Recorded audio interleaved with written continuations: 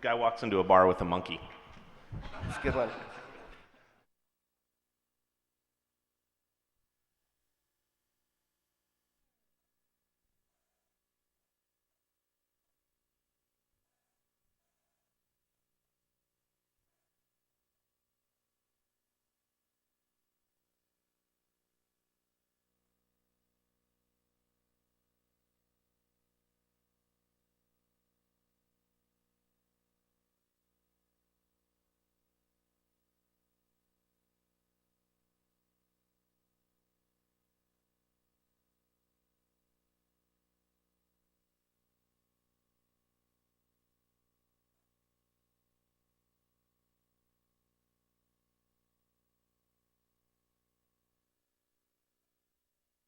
Still hanging on. Because my jokes don't get any more polite at this point, and I don't want to go on mic saying some of the things I've been known to say. So, all right, so we've got a special treat for you. Actually, this year our keynote is Vernor Vinge. He's a science fiction author, and he's going to be presenting his talk on some consequences of ubiquity. So please let's give him a huge round of applause and welcome him to the Toorcon stage.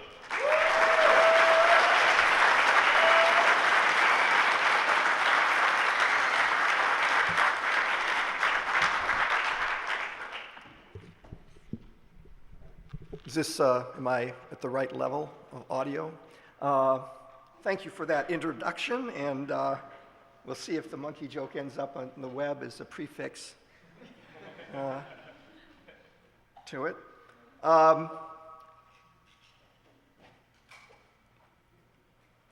The notes for this talk, actually, that is what you see on the screen here, are online also, so I don't know if there are people here, they can find all my punchlines and jokes or whatever ahead of time if you go online. The battle between big iron and mini computers dates almost to the earliest days of computers. Its current manifestation is between cloud computing and microcontrollers distributed throughout the environment. Clouds have the mind share or the buzz right now, but I think that the tension between centralized and distributed computing is something that's going to continue for a long time into the future, with each approach being complementary to the other, each becoming more and more awesomely useful, and each with its own peculiar and terrible risks. So here I'm talking about the distributed end of the spectrum. And I don't know how far computational ubiquity can be extended, but here's a fairly conservative trajectory that I'm starting starting from the 1980s. Where we have embedded systems, which made moving parts equipment much cheaper and simpler, because it essentially took all sorts of moving parts issues and reduced them to software issues. As we went into the 90s, these embedded systems also became more and more networked. Well, we're well into that into that stage now at 2009, and the stage that we're getting into now is fine-grained distribution, and for this, the idea is that in addition to having embedded processors that are part of machines that in the past got along fine without computers. In addition to these embedded systems, we also can imagine having standalone systems, or standalone to the extent that they are alone, except they may have sensors and effectors. These can get to be quite small, and I think everybody has heard of ideas like smart dust, things that they're doing up at Berkeley, and the use of MEMS. One type of gadget that actually can make very large systems much more competent to behave in the real world is for some large number of the nodes to actually have localizer function. And by that I mean that not that they're using GPS, but that the nodes are simply using time of flight information to their nearest neighbors, together with a distributed algorithm that can assemble all the local time of flight information from all of the nodes, even the ones that are many hops away, to produce a three-dimensional information about the location of every node. And such devices actually do exist. However, the prototypes that I know about haven't been done in the millions. They are capable of 1 centimeter resolution. So if you imagine this world of greater and greater distribution, together with the notion that many of these nodes have localizer capability, then you actually have a powerful tool that essentially can substitute for a whole tonload of different sorts of range finding and position finding technology that we've had to use in the past. Of course, tied to that is the whole notion of having ad hoc networks. If you're going to have very large numbers of these nodes, it's very hard to plan it all out ahead of time, and you'd like to be able to do away with things like cell towers and stuff like that. And in fact, if a person uses store and forward type algorithms and takes just a little bit of care to avoid network partitions that can happen if you have totally ad hoc random disposition of nodes, you can handle very high bit rates across such a network, even without having any towers or any backhaul within the area that is heavily infested with these objects. The sort of situation that you end up with, if you have done all of that, is rather remarkable by the standards of the past. Namely, most physical objects actually, or most artifacts anyway, are associated with such nodes, which means that most physical objects know where they are.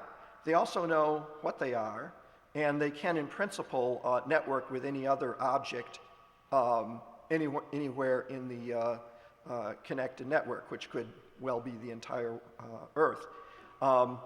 Furthermore, these objects have,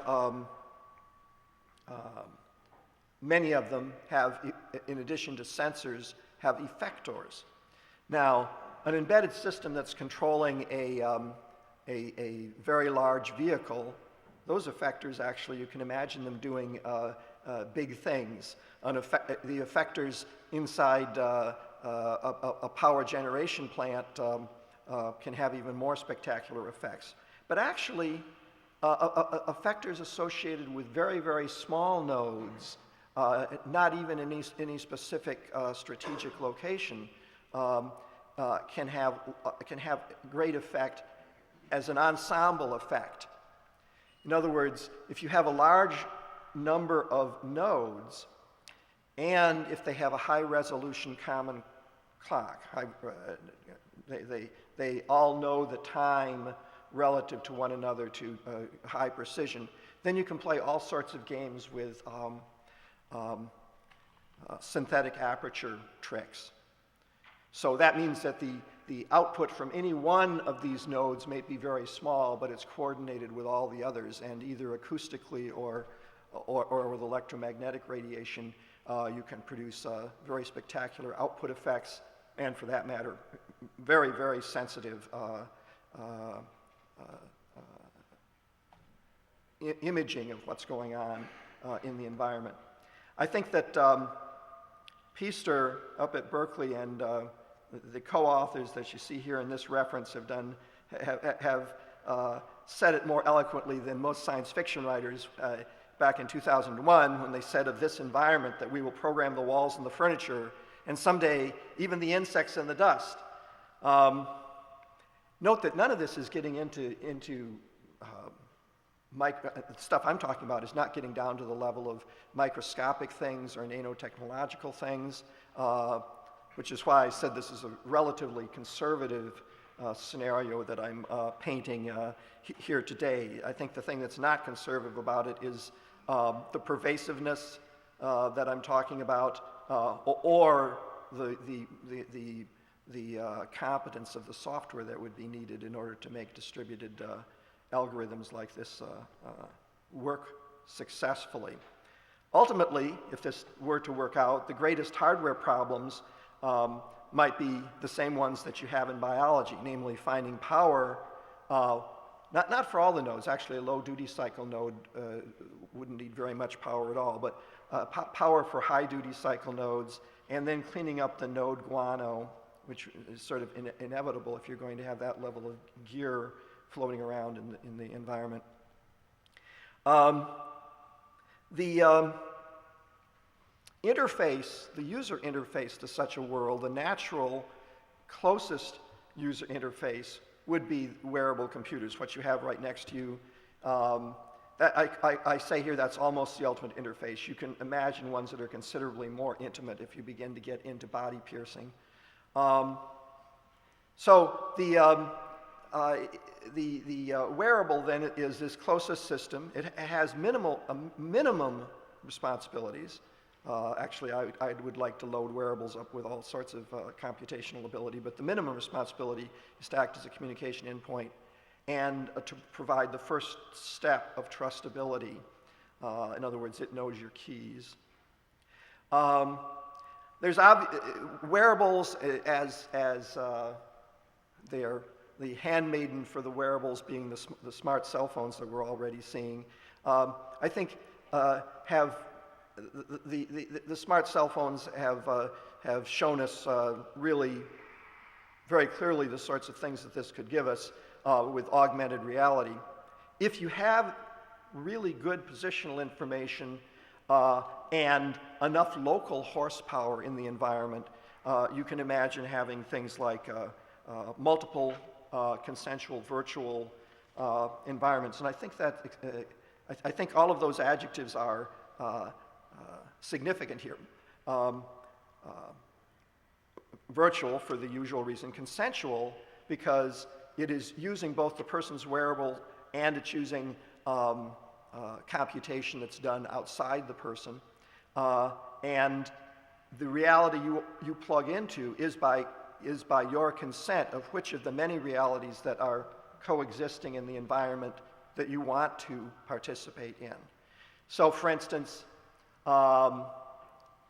if for social reasons people still want to get together in a room like this and talk, you could imagine that the consensual reality inside the room could involve not a screen up here, but it could involve whatever three-dimensional display we want to have hovering in the space over us, and each of the persons watching it could be watching it from the perspective that corresponds to their position in the room. So if you want, you can totally trump all the display devices that everybody has ever been talking about, except for mind interior ones, in the past, which does not bode well for the makers of these projectors. Inside this room, there might be other environments. For instance, the people who are actually maintaining, say, utilities might have their own shared environment, which would consist of knowing where all the tubes behind the facades are in order to be able to do repairs and such on them. If this gets going in a thorough way, we could even imagine social networks becoming a bottom-up affair rather than a top-down affair. I think that bottom-up social networks actually, I'm already amazed at how trusting people are of the top-down social networks. But a bottom-up social network, there would be some reason maybe for trusting it, because it's built out of your friends coming up with, say, with some sort of open source software for social networks. And in my book, Rainbow's End, I call a mellow version of this belief circles. So at the very least, it allows you to have these sort of, I don't know what they're called now, I guess augmented reality games, you know, where you have your treasure hunts in the real world. Those could become much more realistic. But also your belief circles could involve extended adventures.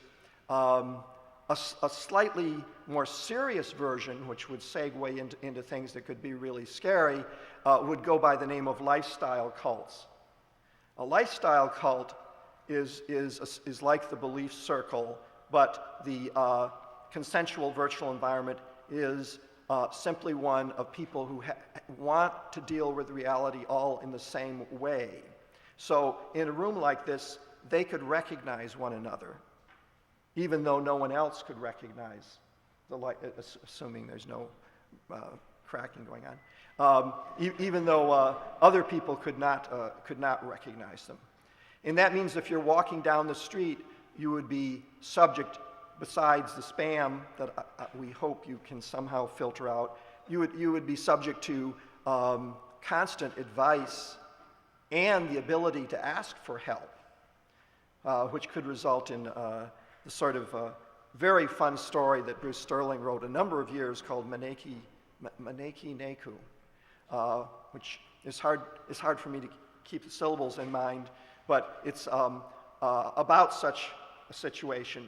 And you're walking down the street, and you'll get a little voice will say to you, that box of matches you're carrying in your pocket, give it to this next person you see on your right.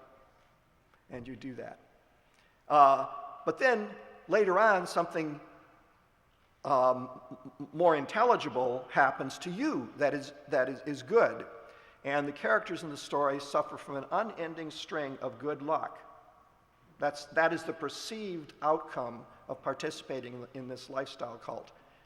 Accidents fall your way with an entirely unbelievably high frequency. And in the story, such a group is being pursued by law enforcement authorities in a different jurisdiction and than the law enforcement authorities are from. And the law enforcement authorities, the external law enforcement authorities, just run into an unending string of bad luck. Nobody gets killed, but they end up in the local hooskow on all sorts of charges that may or may not have any validity. So there are some extraordinary things that are possible in this world, and what I characterize it overall is it's a situation where cyberspace leaks into the real world. Particular points here. The first one is meant in part as in opposition to cloud computing as the term cloud computing is understood right now with huge server farms that are thousands of miles away. If you go the route that I'm talking about with Ubiquity, reality becomes its own database, which means you have much easier updates, and although the individual nodes are far short of even a single server machine in a single server farm, the ensemble of reality is extraordinarily more powerful and more quickly updated. Carl Schrader, which I should have this is a link here, wrote a terrific book that sort of illustrates this called Ventus, V-E-N-T-U-S. In this world, most physical world outcomes are the product of the software that's running on top of this uniform, at least it's uniform in terms of functionality, network of localizers, sensors, and effectors. One, I think, very important characteristic of this world, which is also apparent, I think, even right now, and it'd be interesting to see how many people would agree with that, and which is quite alien to the 20th century and even more alien to before, is that in the 20th century, if you had some hot trick, technological trick, you could use it to your personal advantage or your national advantage for some time. You had classical problems with espionage and the possibility that someone was going to see that you were doing and figure out how to do it themselves, or that they would sneak into your atomic bomb warehouse and steal one of your bombs.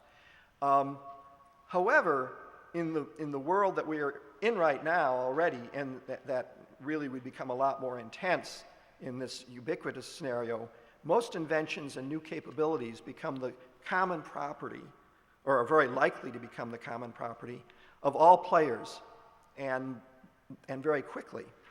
From the standpoint of hardware, this is kind of a consequence of the commercial off-the-shelf revolution, namely that to make the stuff that is really the most powerful, you need such large economic base to put it all together that it's probably going to come out of stuff that is ultimately going to be mass produced, so that people that have G1s already have, if you count the worldwide infrastructure that supports it, already have something that has GPS and video and long-range communication, and although you have to play with it with an Android G1, a certain amount of ability to control other devices like radio-controlled vehicles. That's a sort of ensemble of power that nation states are used to having. Of course, things like U.S. Central Command has a lot more durability on the equipment that they're playing with. On the other hand, devices like the G1 and stuff are extraordinarily cheap and extraordinarily widespread. One counter argument to my assertion about inventions and capabilities becoming common property is the notion that perhaps things could revert to 1950 type security protection standards if some really, really powerful thing came along that needed a big institutional site. It just couldn't be made in small lots. So for instance, I think a good example of that would be the possibility that quantum computing might suddenly be a very big win, but that it would need some huge site.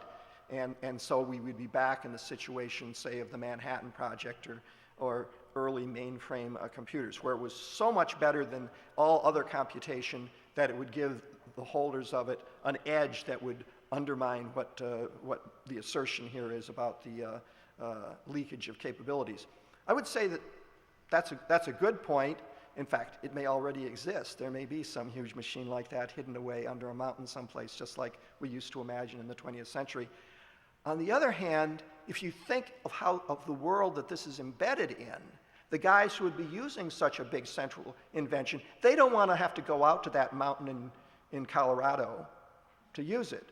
They want to be able to get it on their cell phone or get it from their laptop. Of course, they would excuse themselves because the laptop was hooked up to a highly secure network. But I think that it is plausible that the access means to even such a central, huge invention would be at high risk for being subverted. And so in that sense, even some huge breakthrough invention like quantum computing, even if it were a centralized sort of thing, would be at risk of being appropriated, at least for brief periods of time, by other players. The other interesting feature here is that most physical failures, including physical attacks, at least start out as software and computer and communication failures. That seems very reasonable to me in this new environment. We already see that. We've seen it for some years when it comes to software failures causing things like an airplane not to take off. And sometimes this is a bug in the software. Sometimes it might actually be an attack of some sort, or it could be actually that the software is saving you from a problem that would otherwise, a mechanical problem that would otherwise crash your airplane. Slightly more recent is the rise of identity theft as being an extremely popular crime. Something that we're moving into is the notion of software stabilized systems, replacing intrinsically stable systems. And if you fly that by a year 2000 programmer, I think the average year 2000 programmer would be very, very frightened of, say, flying around in airplanes that are not intrinsically stable airforms or wing forms. I think that's probably still true of programmers in 2009. So the question is this a feature that's going to change? If you say, eventually got isolated and highly tested software-hardware combinations, would people go for that if it saved them 90% of the cost on whatever activity the substitution is being made on? Well, I think the history of the last 10 years have shown that people are willing to rush pell-mell into the most potentially dangerous activities if it will save them enough bucks. That there is this psychological thing, if risks are not clearly quantified and if the payoff of taking the risk is enormously positive, that people will go for it. So the possibility of software stabilization as a substitute for intrinsically stable systems looks like it's highly likely. I have a cartoon here from XKCD that probably everybody has seen. I don't know whether I'm on the web here, so I may have to actually tell you the joke. Stick figure, 2 stick figures. I didn't have to say that, right? First stick figure is sitting down and says, make me a sandwich. And the other stick figure says, make it yourself. And the first stick figure sits for a second and says, Sudo, make me a sandwich. And the other stick figure says, oh, okay.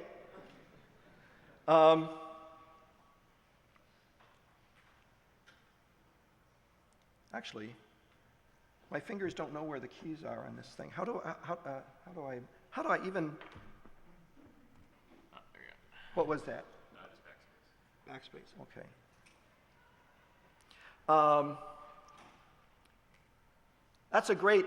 That's actually a great cartoon, as all these cartoons are. But I think that it doesn't take much thought to realize that in the environment that I am talking about, of this relatively higher level of ubiquity, it is not implausible at all.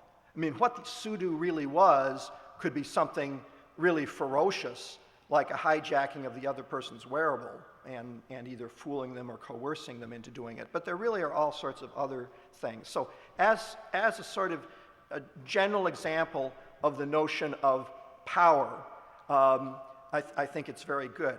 There is a step beyond the cartoon, though, but that is still suggested by the cartoon. And that is go back to an old joke about a fellow who got a genie who could do anything you asked it to do. And so this fellow's first wish to the genie was, make me a sandwich. And you know, the genie did. And it occurs to me that make me a sandwich having those 2 meanings. In the joke that I just said, you could just say, well, that's a pun. Turn me into a sandwich instead of make me the substitution being turn me into a sandwich instead of make me a sandwich. It's a pun. On the other hand, that's exactly the sort of miscontextualization that is at the heart of an awful lot of string level grabs. where you get you smuggle a string that means something that can mean something else in the context that's ultimately going to be used by the receiving software.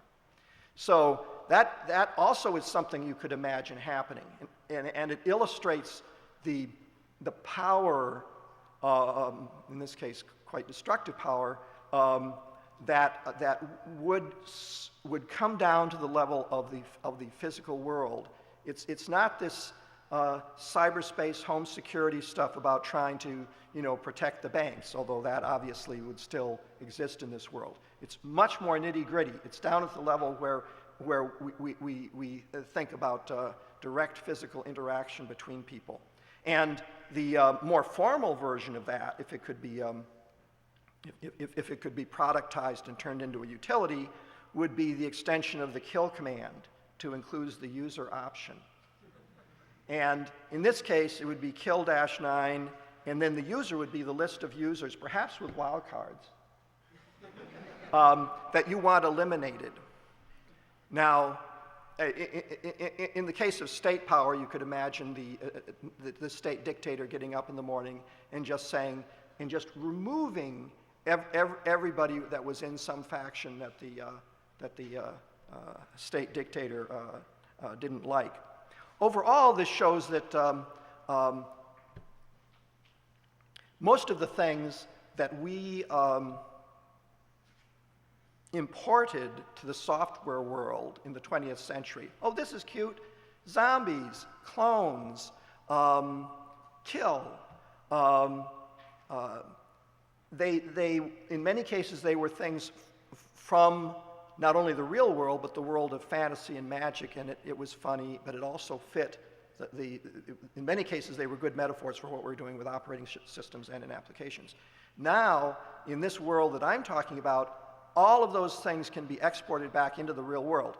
And probably most of the things that you talk about in software and in operating system design can also be imported back into the real world as metaphors for things that you can do in the real world.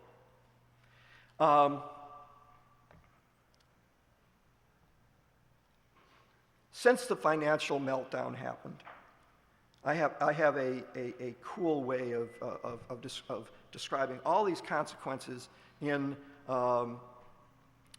one sentence, that the physical reality becomes as volatile as financial markets. It's not, in other words, we still have Murphy's Law. If something can go wrong, it will go wrong. But we will be in a situation where it's very hard to imagine even what can go wrong. People in the real world are accustomed to having certain rules that can be followed. The weather can get to be very bad, but we know that the air pressure in San Diego or the air pressure in this room is not going to get down to half its present level for any significant time during the next week. There's certain rules that we actually have a lot of confidence with. If I take my pen here and let it go, I have a high confidence what's going to happen to the pen. In the world that I'm talking about here, of ubiquity, you lose that in substantial ways.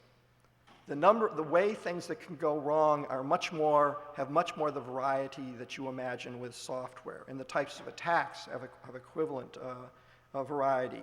So that's why I say here that the people in this room may be among the few who have an idea of how great the variety may be of the attack vectors and the threats. Of course, the worst ones are the ones that come out of people doing things, or large groups of people doing things. But actually, even things that don't involve people can have runaway effects when they are networked, as was first illustrated in the 20th century, I think, with power grid failures. So coping with this new environment will require some serious attitude adjustments, especially by governments, actually. And so I have advice for governments. My advice for governments: do not attempt to legislate reality. I put that first because it is the obvious response to everything that I said up to this point. And it says, oh, you say all this is going to happen? Suppose I am now a government type who buys into what I've been talking about, at least tentatively, and say, oh, yeah, that's really terrible. But on the other hand, it's a great opportunity. Because if everything is networked like that, what we can do is just make a law that every one of these nodes that can communicate has to have an area that we will provide and that we can download to. There's just so many good things we could do with that. First of all these threats that you, Vernor Vinge, have been talking about, we can mitigate because we will be there in the network. At the same time, taxation can be transparent. Government will actually appear to go away because it's with you in the very fine-grained structure of reality. And you know, the best part is that if there were a national emergency, we could download a whole new set of laws. That is, redefine the characteristics of what you can do and what you can't do. And of course, there might be bad governments that would actually make special laws for certain people, and we could download those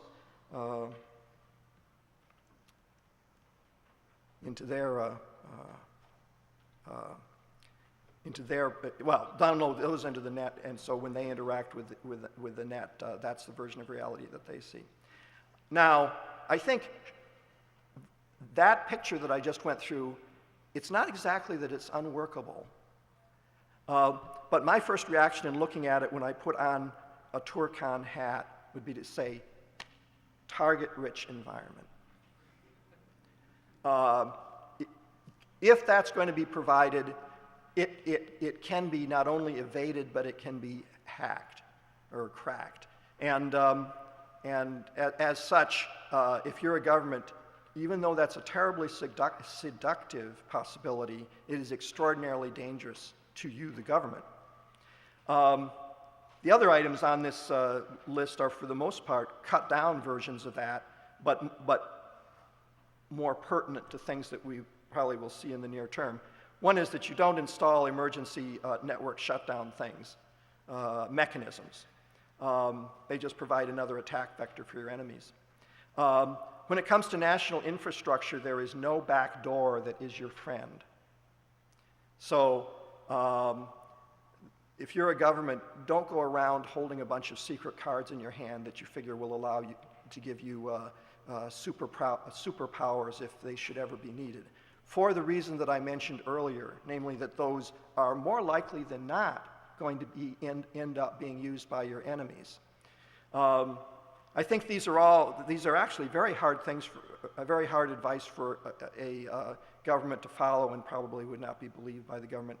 The last item is actually maybe the most important thing about national security, is not figuring out how to break down the systems of other countries, but to work with the people, as many people as you can, publicly, to find out what the issues are, and to fix the issues. You're never going to fix them all. You're never even going to come close to fix them all. But if you're working with everybody, that is, with all the good guys who are willing to work with you, you have a chance, maybe, of coming out of this thing alive. And in fact, that's the sort of a general question we face right now. What is the balance between the terrible destruction that can be done, but there's only a few people who are interested in doing it, versus the fact that there are enormously more smart people who really have an interest in life being safe? How is that? Who has the most leverage? And it's an unresolved question. I think in the past that probably most people have figured the bad guys could win. In a very small way, Wikipedia is an ongoing vision of that question. And I have high hopes, but on the other hand, you could imagine that something will eventually come down that would give the bad guy side an advantage. The advice to everybody is much more garden variety. Support heterogeneous solutions at all layers. Bless those hobbyists who keep alive the old technologies that don't need semiconductors, because you may really need them.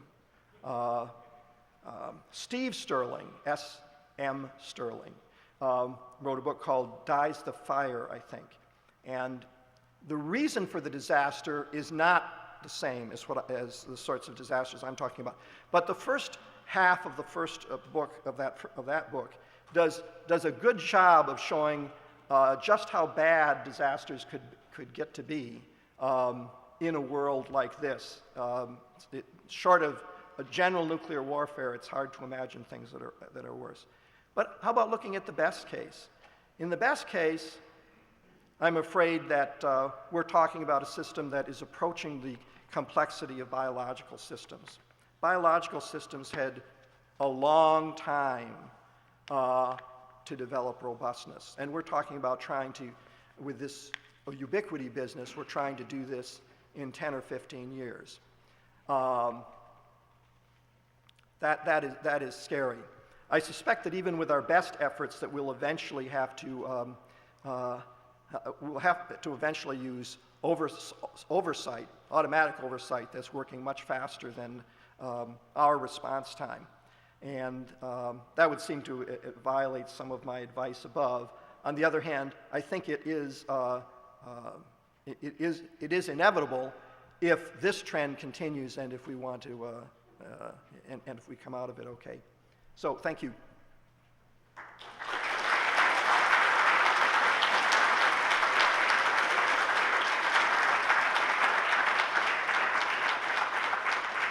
I'll leave it to Dave to turn this off.